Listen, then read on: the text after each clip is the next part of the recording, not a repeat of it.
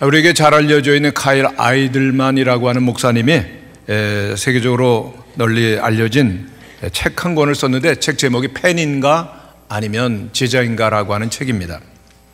원래 이 책의 제목이 영어로 보면 Not a fan, 우리는 팬이 아닙니다라고 하는 뜻을 가지고 있는데, 이 책이 쓰여진 중요한 이유는 예수님께서 뜻하신 제자는 단순한 팬이 아니다라고 하는 것을 말하기 위해서 쓰여졌습니다.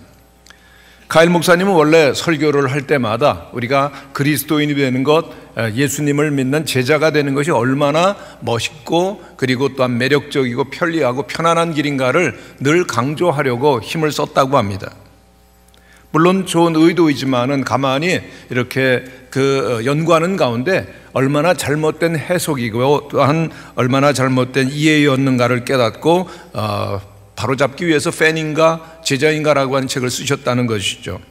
그래서 이제 카일 목사님께서는 그리스도인들에게 만날 때마다 우리는 매일매일 예수님을 닮아가는 제자이어야 합니다라고 강조를 하는 것이죠. 그리스도인이라면 마땅히 그 소원이 매일매일 예수님의 발치에 앉아서 겸손한 마음으로 주님의 말씀을 듣고 그리고 주님을 따르며 주님을 닮아가는 제자이어야 된다라고 그렇게 가르치게 된다는 것입니다.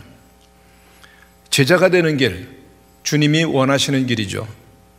그런데 예수님께서 말씀하시는 제자의 길이라고 하는 것은 너무나도 좁고 험한 길입니다.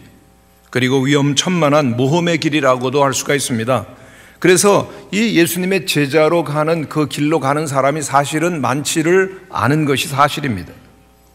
성도 여러분, 우리가 예수님을 따라야 된다라고 그리고 따르겠다라고 말하지만은 예수님을 따른다라고 하는 것은 적지 않게 부담스러운 일입니다.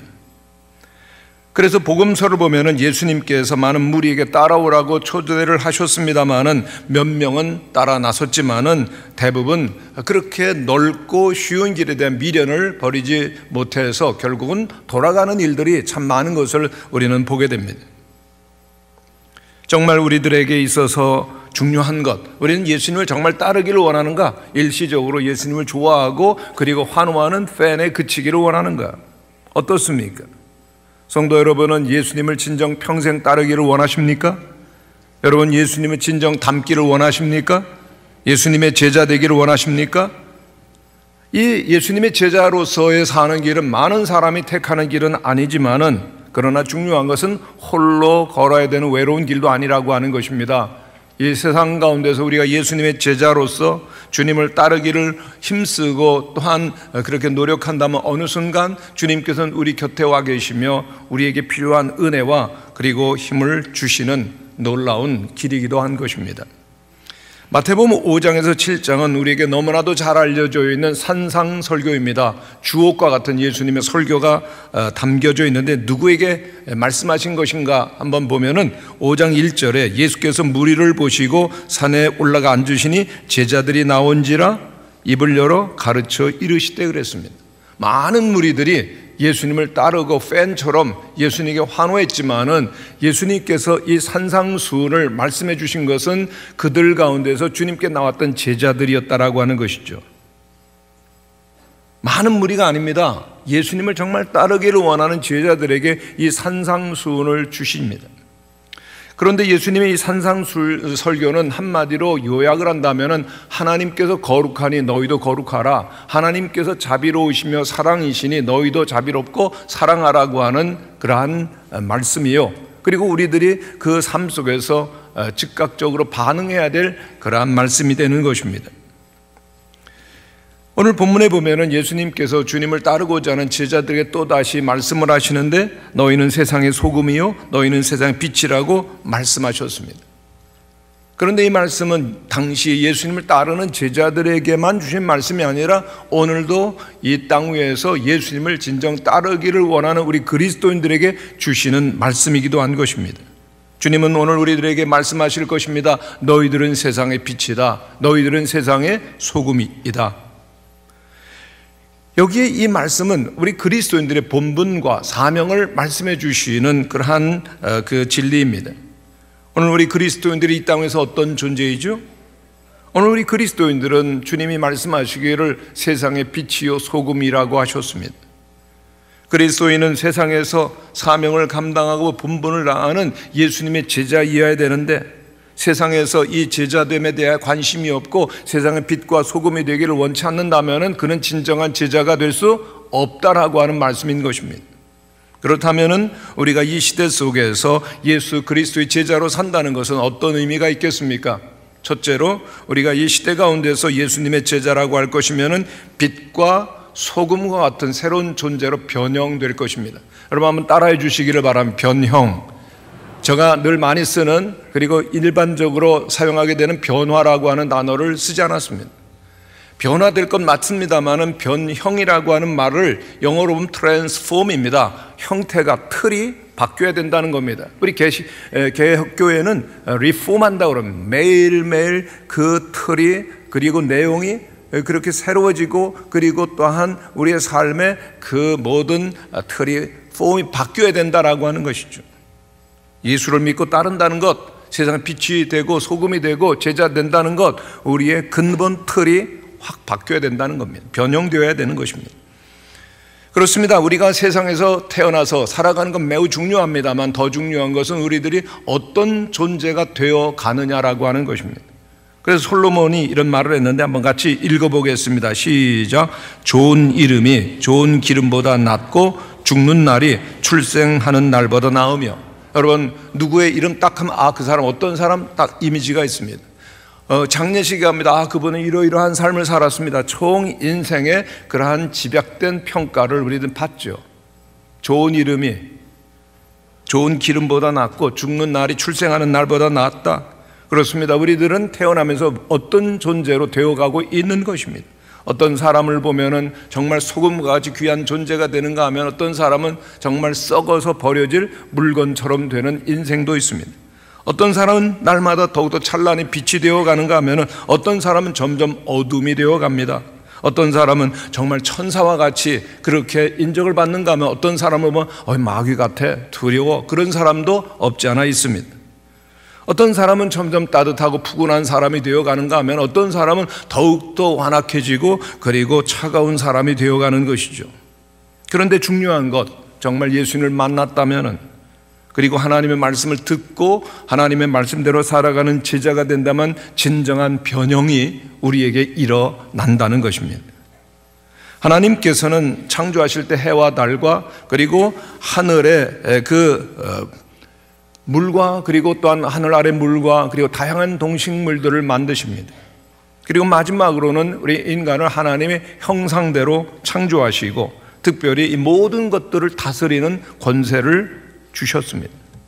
창세기 1장에 있는 말씀을 우리 한번 같이 읽겠습니다. 시작. 하나님이 자기 형상, 곧 하나님의 형상대로 사람을 창조하시되 남자와 여자를 창조하시고 하나님이 그들에게 복을 주시며 하나님이 그들에게 이르시되 생육하고 번성하여 땅에 충만하라, 땅을 정복하라, 바다의 물고기와 하늘의 새와 땅에 움직이는 모든 생물을 다스리라 하시니라. 아멘. 하나님께서 우리를 복된 존재로 만드셨다는 겁니다. 모든 하나님이 창조하신 피조물들은 오직 하나님께 영광을 돌리도록 창조가 되었습니다. 하나님께서 주신 고유한 특성을 가지고 하나님께 영광을 돌리게 되는데, 그 중에서도 우리 인간은 다른 모든 피조물과는 달리 하나님의 형상대로 지음을 받아서 모든 것을 다스리는 권한도 위임을 받은 유일한 존재인 것입니다. 천사들도 우리 인간을 볼 때 얼마나 흠모할 만한 그러한 피조물인지 모릅니다. 우리는 너무나 존귀한 존재입니다. 우리는 하나님의 형상대로 창조된 최고 걸작품입니다. 할렐루야. 우리 옆에 있는 분들에게 인사를 하시기를 바랍니다. 당신은 하나님의 형상대로 창조된 최고 걸작품입니다. 예, 조금 길었죠? 당신은 하나님의 형상대로 창조된 최고 걸작품입니다. 아멘. 정말 그렇습니다. 우리는 얼마나 존귀한 대단한 존재인지 모릅니다. 그러나 성경은 또 다른 인간의 현실을 보여줍니다. 인간은 동시에 하나님을 떠난 죄인이라고 하는 사실입니다. 하나님께서는 인간에게 하나님께 영광을 돌리거나 아니면은 자신에게 영광을 돌리는 그런 자유를 허락해 주셨습니다. 우리에게는 자유가 있습니다. 그런데 하나님께서 그토록 경고하셨음에도 불구하고 우리 인간은 하나님께로 영광을 돌리는 대신에 자기에게 영광을 돌리는 길을, 죄악을 선택했던 것입니다. 그래서 모든 사람은 본질상 죄인이 되었습니다. 모든 인간 속에 있는 욕심이 죄를 낳고 죄가 사망을 낳게 된 것입니다. 그래서 모든 사람은 죄인으로 태어나고 모든 사람은 죄를 범하게 되고 그 누구도 하나님의 영광에 이를 수 없게 되었습니다. 그런데 성경은 놀라운 복음을 말씀합니다. 그럼에도 불구하고 예수님께서 우리를 십자가의 보혈로 핏값으로 주고 사신, 우리는 예수님의 가치를 던진 존재라고 하는 것입니다. 우리 하나님께서는 죄로 인하여서 우리 영혼이 죽은 것처럼 되고, 그리고 이 땅에서 방황하며 살 수밖에 없게 된 모습이 되었지만은, 그리고 또한 죽음 이후에는 영원한 형벌에 처해질 수밖에 없었지만은, 그러나 우리를, 인간을 사랑하셨습니다. 그래서 하나님의 본체가 되시고 말씀이 되시는 독생자 예수 그리스도를 이 땅에 보내시고 우리의 죄를 대신해서 십자가의 아들 예수 그리스도를 못 박으신 것입니다. 그로 인하여 우리의 모든 죄값이 지불된 것입니다. 바로 예수 그리스도, 하나님의 아들 예수 그리스도의 생명을 죄값으로 십자가에 못 박은 것입니다. 완전하시고 불멸하시는 하나님의 아들이 불완전하고 멸망받을 수밖에 없는 우리 모든 인간의 죄값으로 생명을 버리시면서 우리를 묶고 있었던 그 죄의 권세가 이제 풀려지고 힘을 잃어버리게 된 것입니다. 할렐루야. 그러나 조건이 있습니다. 누구든지 이제는 예수 그리스도의 십자가의 보혈이 나의 죄를 대속하셨습니다라고 고백하면서 예수 그리스도가 죄와 사망의 권세를 이기시고 다시 사신 그 주님께서 나의 주님이라고 고백할 때 그 모든 죄와 사망에서 옮겨 구원과 영원한 생명을 선물로 받게 되는 것입니다. 할렐루야. 여러분, 예수 그리스도를 구주로 고백하십니까? 그렇다면은 이제 우리들은 죄인에서부터 하나님의 자녀로 신분이 변화됩니다. 나의 죄악된 본성이 예수님과 함께 십자가에 못 박혔다라고 하는 것이죠. 그렇다면 이제 놀라운 변형이 일어나게 됩니다. 삶의 변형. 이제는 나의 의지와 그리고 나의 욕망대로 사는 것이 아니라 내 안에 예수 그리스도께서 살아계시기 때문에, 주님의 가지신 그 믿음 안에서 사는 것이기 때문에 구원받을 이제 우리 모든 사람들, 예수 그리스도 안에서 구원받고 이제는 새로운 피조물로 변형된 것입니다. 내 틀이 완전히 바뀐 것입니다. 성경은 말씀합니다. 고린도 후서 5장 17절에 보면 그런즉 누구든지 그리스도 안에 있는 자들은 새로운 피조물이 되었나니 이전 것은 지나갔으니 보라 새 것이 되었도다.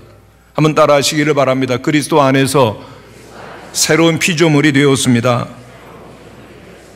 새로운 피조물 되었다. 나는 예수님 안에서 죽고 그리고 예수님 안에서 다시 살아서 우리는 새로운 피조물로 변형, 트랜스폼 되었다는 겁니다. 틀이 바뀐 것입니다. 그래서 이제 우리가 예수님 안에 있고 예수님 안에서 새로운 피조물이 될 때 우리들은 하나님께서 원래 의도하셨던 진정한 모습을 찾는 것입니다. 우리가 예수 그리스도를 진정으로 만나고 믿게 되어진다면 하나님께서 우리를 창조하셨을 때 원래 그렇게 완전하고 자유로웠었던 진정한 자아를 회복하게 되었는데 그의 삶이 세상의 소금이 되고 빛이 되는 삶, 새로운 존재로서 사는 것이라는 것이죠. 랭던 길키라고 하는 분은요, 하버드 대학을 우등생으로 졸업한 수재입니다. 근데 이분이 중국어로 건너가서 대학에서 영어를 가르치다가 그 일본군에 의해서 잡혀서 수용소 생활을 하게 됩니다. 그리고 그때 경험을 산둥성 수용소라고 하는 책으로 남기게 되는데, 이 길키는 어떤 사람인가 하면요, 굉장히 진보적 사상을 가지고 있었습니다. 인간, 이성적이고 합리적인 존재요, 본성이 착하기 때문에 얼마든지 행복하고 충만한 삶을 누릴 수 있다 믿었던 것입니다. 그의 사상을 한마디로 요약하면 세속적 인본주의였습니다. 그는 얼마든지 하나님이 없어도, 종교가 없어도 얼마든지 인간은 넉넉하게, 바르게, 선하게 충만한 삶을 살 수 있다라고 그렇게 믿고 있었던 것입니다. 그런데 수용소에서의 생활이 그가 가지고 있던 모든 신념을 철저하게 무너지게 했습니다. 처음에는 수용소에 들어갔던 사람들도 이렇게 좀 질서를 찾고 그리고 또한 열심히 살아가는 것 같았는데요, 수용소의 생활이 계속되어지면서 그들이 한 일은 음식물을 훔치고 도적질하는 일이었습니다. 그리고 공간과 물자 배분을 두고서 서로 다투고 싸우고 철저하게 동물적 수준으로 전락하는 모습을 그는 보았던 것입니다. 그래서 수용소에서 인간은 선하다, 합리적이고 이성적이라고 하는 믿음을 완전히 내려놓아야 했었던 것입니다. 그러나 그 책 가운데서 그는 놀라운 한 분을 소개를 합니다. 에릭 리델이라고 하는 선교사님입니다. 불의 전차라고 하는 영화의 주인공이기도 한 그 에릭 리델은 원래 올림픽 금메달리스트였습니다. 그런데 선교사가 되었고 수용소에 갇히게 되어집니다. 그 비참한 수용소에서 생활에 그에게도 펼쳐졌지만은 그 수용소에서 에릭 리델의 삶은 거의 성인에 가까웠다라고 기록을 합니다. 그는 그렇게 힘든 수용소 생활 가운데도 힘써서 청소년들을 섬기는 겁니다. 그들에게 음식을 해줍니다. 그리고 또한 그들에게 온전히 자신을 쏟아 부어 넣는 것입니다. 늘 웃으면서, 그리고 사랑하고 남을 위해 희생하고 친절하며 그 내면에는 평화가 흘러 넘치는 그러한 모습을 볼 때마다 사람들은 야, 저에게서 예수님이 느껴지는구나 라고 감동을 받은 것이죠. 하나님의 놀라우신 사랑과 은혜로 온전히 변화되어서 해같이 빛나며 진정한 참으로 그리스도인의 예수님의 제자의 모습을 그에게서 발견할 수가 있었던 것입니다. 성도 여러분, 한번 생각해 보시기를 바랍니다. 무엇이 인간을 이토록 고귀하고 아름답고 빛난 존재로 변형시킬 수가 있겠습니까? 과연 어떤 것으로 우리 인간에게 진정한 생명을 줄 것이며 그리고 삶의 질을, 그 형태를 바꿀 수 있겠느냐라고 하는 것입니다. 오직 한 분입니다. 세상의 소금이요 빛이신 예수 그리스도이십니다. 예수 그리스도를 믿고 예수 그리스도를 우리의 삶 가운데 모실 때 진정 그 삶이 변화되어지고 존재가 바뀔 줄로 믿습니다. 그래서 로마서 1장에 있는 말씀처럼 이 복음은 모든 믿는 자에게 구원을 주시는 하나님의 능력이 되는 것이죠. 여러분, 구원은 예수 믿고 그냥 천국 가는 거 끝나는 것이 아닙니다. 이 땅에서도 우리의 존재가 바뀌어서 예수님을 닮은 그리스도의 제자가 되시는, 빛과 소금이 되시는 우리 성도들 되시기를 간절히 축원합니다. 두 번째로, 우리가 예수 그리스도의 제자라면은 세상의 빛과 소금으로서 새로운 삶의 방식으로 살아야 된다는 것이죠. 리더십 전문가인 존 맥스웰은 그의 저서 가운데서 이런 얘기를 합니다. 당신의 말도 말을 하고 당신의 삶도 말을 합니다. 그런데 당신의 삶이 당신의 말보다 더 크게 말합니다. 그 사람을 알려면 말을 들어봐야 되죠. 그러나 진정한 그 사람을 아는 것은 삶으로 안다는 것입니다. 그리고 그 삶이 정말 더 큰 영향력이 있다는 것입니다.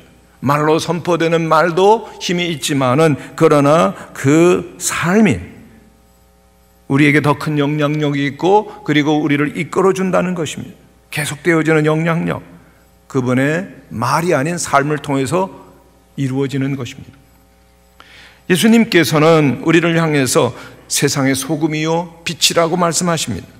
소금이 하는 일, 어떤 일이죠? 소금은 썩는 것을 방지합니다. 그리고 소금은 맛을 내는 일을 하죠. 여러분, 설렁탕 먹어보셨습니까?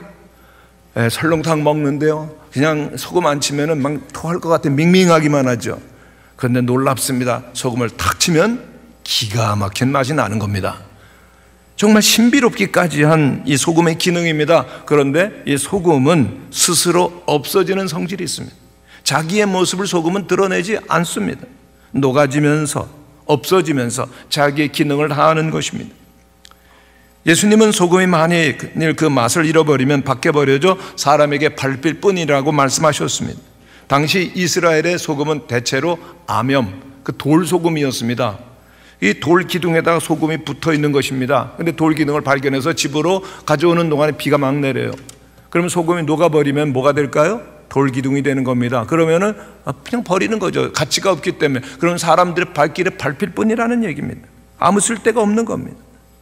아무 쓸데가 없으니 버려지고 사람들의 발길에 차여지게 되어지는데, 오늘날 이 시대에 소금된 그리스도인들이 그 맛을 잃어버리고 기능을 다하지 못할 때 슬프게도 사람들에게 짓밟히게 되어지는 실정이 되는 것입니다.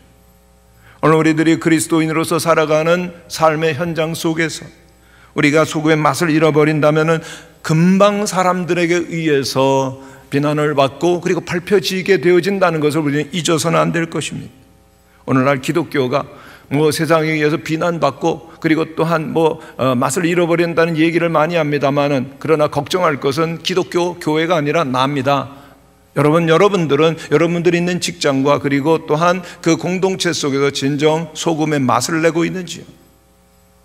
맛을 반드시 회복해야 될 것입니다. 우리들은 돌이켜서 소금의 맛을 반드시 회복해야 될 것입니다.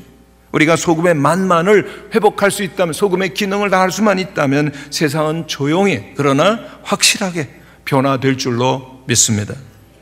그리고 또한 주님께서는 예수님을 믿는 사람들을 향해서 너희는 세상의 빛이라고 말씀하셨습니다. 한번 따라 하시기를 바랍니다. 우리는 세상의 빛입니다. 소금이라고 하는 것은 싱겁고 부패하는 것을 전제로 한다고 할 것이면은 빛이라고 하는 것은 어둠을 전제로 하는 겁니다. 근데 예수님께서 너희는 세상의 빛이라고 말씀하셨을 때 세상이 너무나 캄캄하구나, 어둡구나 라고 염려하시며 말씀하셨던 거죠. 그런데 생각해보면 세상이 어둡다니요? 말이 안 됩니다. 요즘은 전기가 발견되어서 이 전기로 말미암아 낮도 밤도 없는 정말 그 빛나는 그런 세상이 되었습니다. 그러나 내면적인 어둠이 있습니다.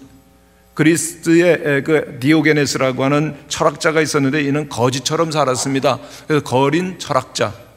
근데 이분이 한 일이 있는데 낮에도 등불을 켜고 다니는 겁니다. 여기저기 비추면서 뭘 찾으면서 다니는 겁니다. 그런데 이 행위 속에서 이 디오게네스는 자연의 어둠이 있음을 말하는 것이 아니라 인간의 내면적 세계, 영혼의 어둠을 말하고자 했었던 것입니다. 오늘 우리가 살고 있는 이 시대 찬란한 과학의 발달과 풍요로운 그 경제적인 부여로 말미암아서 외양은 그 어느 때보다도 화려하고 그리고 말끔할 것입니다. 그러나 영적으로 도덕적으로는 어느 시대보다도 더 어둡고 암담한 시대 속에서 우리는 살고 있는 것입니다.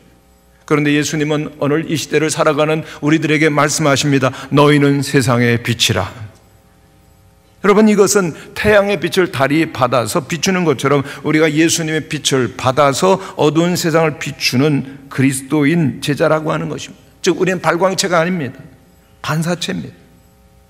성경에 보면 하나님과 관계되는 것은 빛으로, 그리고 사단과 관계되는 것은 어둠으로 그렇게 표현하고 있습니다. 주님 말씀하십니다. 너희는 세상의 빛이구나. 우리가 세상에 사는 동안에 우리의 인격과 삶과 사역을 통해서 하나님을 나타내라고 말씀하시는 것입니다. 그런데 흥미로운 것은 예수님께서 말씀하실 때 너희는 세상의 빛이 되었으면 좋겠다, 너희는 세상의 소금이 되면 좋겠다, 그러니 너희들이 세상의 소금이 되어라, 빛이 되어라고 말씀하신 것이 아니라고 하는 것입니다. 명령형이 아니라는 것입니다. 너희는 세상의 빛이다, 너희는 세상의 소금이다, 직설법으로 말씀하셨습니다. 한번 따라 하시기를 바라며 나는 세상의 빛입니다. 나는 세상의 소금입니다. 우리는 물론 빛이 아니죠. 소금이 아니죠. 그러나 빛의 근원이 아니지만 예수 그리스도께서 빛의 근원이십니다. 예수님 말씀하셨습니다. 우리 요한복음 8장 말씀 함께 읽겠습니다. 시작. 나는 세상의 빛이니 나를 따르는 자는 어둠에 다니지 아니하고 생명의 빛을 얻으리라. 믿습니까? 예수님이 유일한 세상의 빛이십니다. 그러나 놀라운 사실은 예수 그리스도, 빛이신 예수 그리스도를 우리들이 구주와 그리고 또한 주님으로 우리의 마음속에 모셔드리는 순간 빛이신 주님이 우리의 마음속에 오셨기 때문에 그는 이미 빛이 되는 것입니다. 할렐루야. 놀라운 변화이죠. 그렇기 때문에 성경적으로 말씀드리면 빛이 아닌 그리스도인은 하나도 없습니다. 우리가 예수 그리스도를 믿고 거듭났다면, 성령으로 말미암아 우리들이 예수 그리스도를 믿는다고 고백했다면 우리들 가운데 소금이 아닌 사람 아무도 없습니다. 여러분들은 다 빛이요 소금입니다. 그런데 조금 구별이 있다면 과연 짠맛을 가지고 있는 소금인가, 정말 소금다운 소금인가, 그것이 관건이죠. 나는 정말 빛다운 빛이냐라고 하는 것이 문제라고 하는 것입니다. 우리는 빛의 근원이 아니지만 빛이신 예수 그리스도를 모셨기 때문에 내가 예수 그리스도가 우리의 삶과 우리의 모든 그 행위 속에서 드러나고 있는가라고 하는 것이 중요한 질문이라는 것입니다. 우리는 물어야 될 것입니다. 나는 빛이신 예수 그리스도를 드러내고 있는가? 소금이신 예수님을 드러내고 있는가? 어떤 사람은 그 캄캄한 밤중에 환히 떠있는 보름달처럼 빛나는 만월의 삶을 사는 사람이 있는가 하면 어떤 사람은 희미한 초승달처럼 살아가는 사람도 있을 것입니다. 그런데 중요한 것이 있습니다. 정말 내게 주신, 정말 예수님께서 주신 생명의 맛을 나는 내고 있는가? 그 맛이 내게는 있는가? 그 맛을 드러내고 있는가? 라고 말할 수 있느냐라고 하는 것입니다. 그러기 위해서 중요한 것이 있는데 그것은 희생이라고 하는 것입니다. 소금은 녹아버리면 안 보입니다. 또 모든 종류의 빛은 스스로를 태움으로써 빛나는 것처럼 자신의 희생이 없이는 우리는 빛으로 살 수가 없는 것이죠.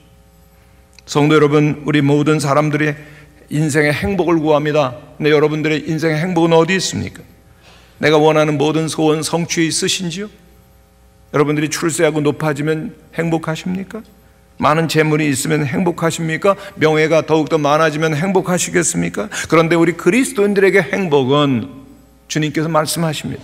우리를 통해서 다른 사람들이 그 행복할 때, 복을 받을 때 우리에게 진정한 행복이 이루어진다라고 하는 것입니다. 우리의 희생과 섬김을 통해서 다른 사람들이 기뻐하고 유익을 얻는 그 모습을 보고 더불어 기뻐할 줄 알 때 진정한 그리스도의 제자가 되는 것이죠. 그래서 바울은 로마서 15장 1절에서 말하는데 한번 같이 읽겠습니다. 시작. 믿음이 강한 우리는 마땅히 믿음이 약한 자의 약점을 담당하고 자기를 기쁘게 하지 아니할 것이라. 그리스도의 제자라면은, 주님의 사람이라면 자기를 기쁘게 하는 것이 아니라 약한 자를 더욱더 그렇게 섬기고 세워주기 위해서 노력한다는 것입니다. C.S. 루이스라고 하는 기독교 작가가 그런 얘기를 합니다. 사단이 우리를 넘어뜨리는 가장 효율적인, 가장 탁월한 방법 중에 하나가 뭔가? 그것은 우리가 은혜를 많이 받았는데 그 은혜 받은 것을 행동으로 옮기지 못하게 하는 것이다라고 했습니다. 많은 분들이 얘기를 하면 은혜 받았습니다. 정말 훌륭한 말씀입니다. 예배를 드리고 막 얼굴이 빛나는 것처럼 보입니다. 그런데 끝이 걸려요. 그런 분들 우리 많이 봅니다. 은혜 받았습니다. 그래서 그 은혜 받은 대로 살아가느냐 보면은 그걸로 끝이면은 아무것도 아니라는 얘기죠. 사단이 승리한 것입니다. 그렇기 때문에 우리들이 은혜를 받았으면은 빨리 최대한 말로 시인하고 행동으로 실천해야 된다는 것입니다. 그렇게 행동으로 실천된 은혜는 우리의 삶을 변형시키고 그리고 세상을 새롭게 만들 것입니다. 그러면은 하나님의 뜻으로 변형되어 가는 사람의 삶의 전형적인 방법은 무엇일까? 바로 희생하는 삶입니다. 오늘 이 세상의 법칙은 자연 법칙이 주관하고 있습니다. 생존 법칙, 자기 보호 본능 법칙입니다. 그러나 그리스도인들의, 예수님의 제자의 법칙은 다릅니다. 자기의 희생의 법칙이죠. 그것이 은혜의 최고의 법칙입니다. 은혜 받은 자는 자기를 희생하는 것입니다. 은혜를 받았습니까? 그럼 자기를 희생하고 은혜를 베푸는 삶을 사는 것입니다.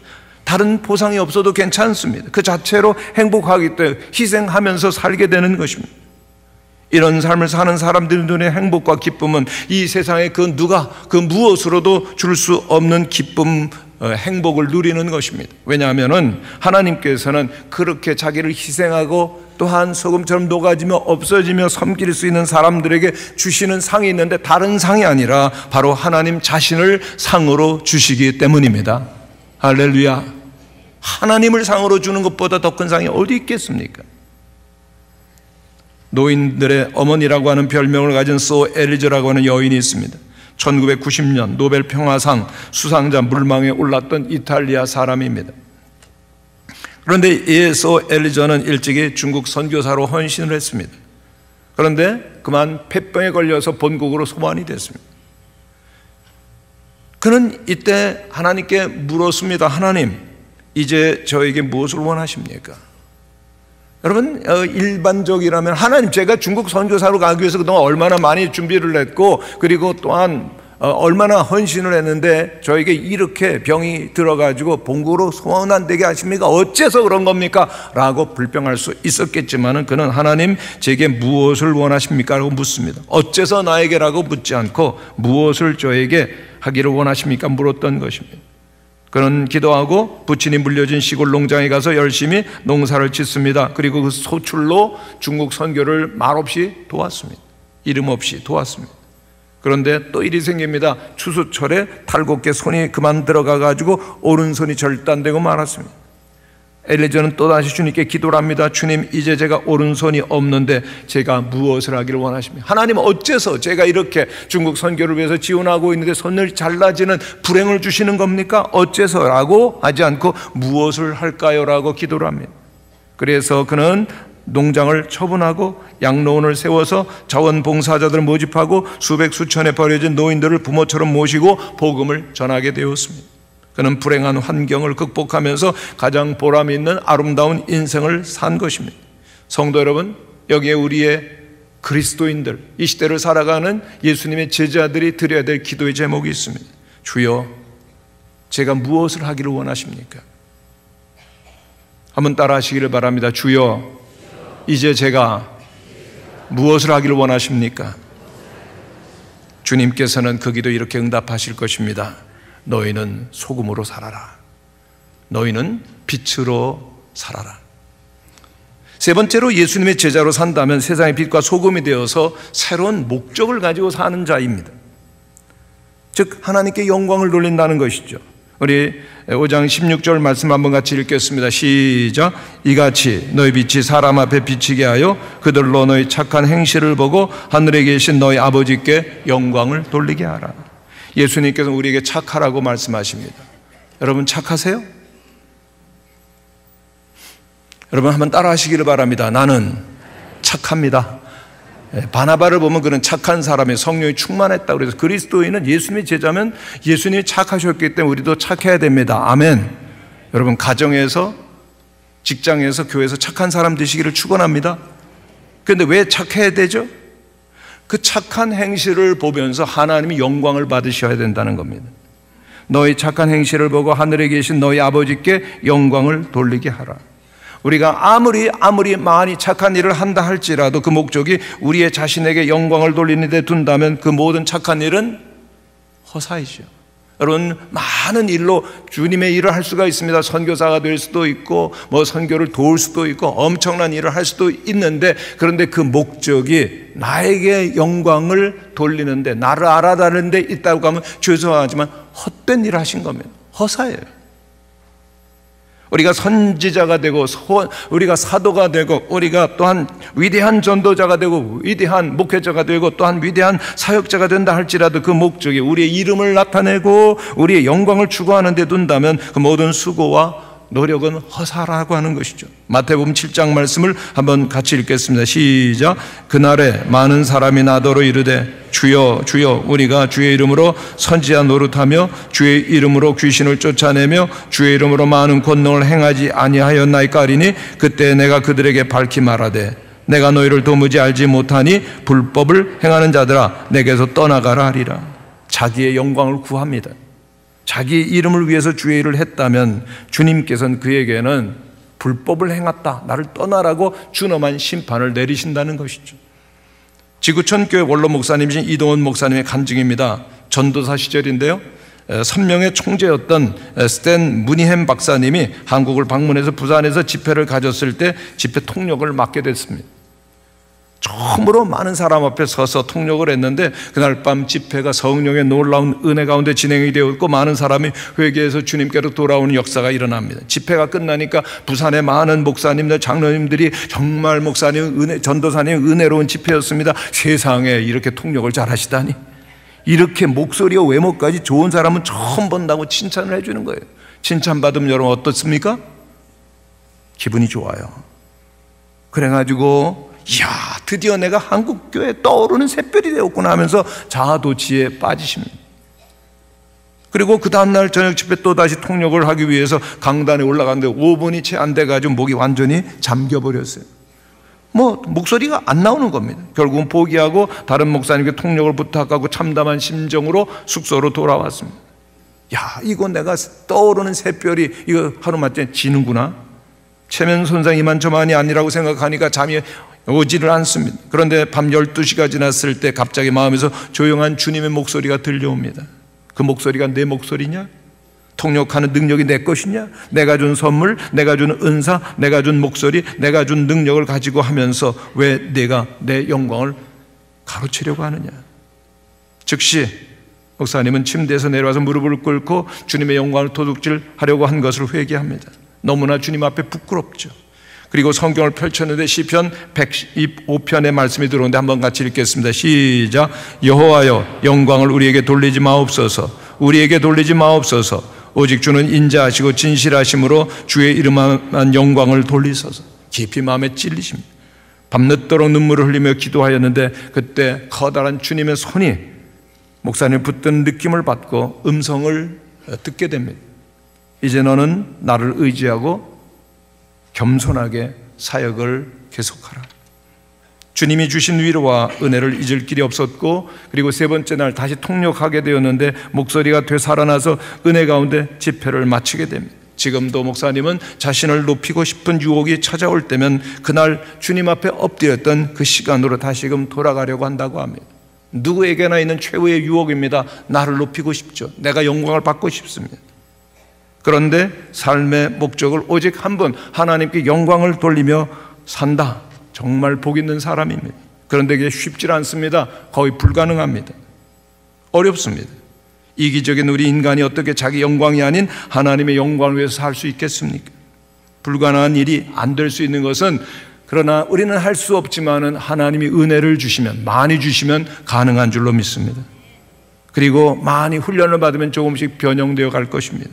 실패하기도 하고 고난을 받기도 하지만 조금씩 바뀌어지고 우리의 기질이 바뀌고 형태가 바뀌어지고 행실이 변화되면서 조금씩 예수님을 닮아가는 겁니다. 바울도 조금씩 변화되었고 결국은 하나님의 영광을 추구하는 삶, 오직 예수 그리스도만이 자신의 몸을 통해서 높임을 받으시고 하나님의 영광을 드러나는 삶을 살게 되었을 때 그는 이렇게 권면하고 있습니다. 고린도전서 10장 말씀 같이 읽겠습니다. 시작. 그런즉 너희가 먹든지 마시든지 무엇을 하든지 다 하나님의 영광을 위하여 하라. 예수님께서는 우리에게 이제 말씀하시고 있으십니다. 이같이 너희 빛이 사람 앞에 비치게 하여 그들로 너희 착한 행실을 보고 하늘에 계신 너희 아버지께 영광을 돌리게 하라. 강한 명령이 아니라 부드러운 권면으로 하시는 말씀이에요. 착해라. 그런데 하나님께 영광을 돌리라. 여러분, 이제 우리 모든 성도들께서는 가족들 가운데서, 그리고 또한 직장에서, 그리고 교회에서, 사회 속에서 언제든지 착하게 사시기를 축원합니다. 세상에서 가장 착한 사람이 누굽니까? 여러분들 되시기를 축원합니다. 그런데 우리들이 어떤 때는 그런 생각을, 너무나 큰 일을 해야만, 아주 큰 일을 해야만 우리들이 소금이 되고 세상에 빛이 되는가라고 생각을 하게 되는데 아닙니다. 예수님의 제자로 그리스도인으로서 오늘 하루하루를 살아가는 것이 바로 빛이요 소금입니다. 주님께서는 어둡고 패역한 시대를 살아가야 되는 우리들을 향하여서 말씀하십니다. 너희들은 세상에서 빛을 발하고 맛을 내는 거룩한 성도가 되라. 어둠을 밝히는 빛이요 패역한 세상 가운데 소금이 되기를 원하시는 주님의 모습을 닮아가시는 우리 모두가 되시기를 간절히 축원합니다. 다 함께 일어나셔서 기도하시겠습니다.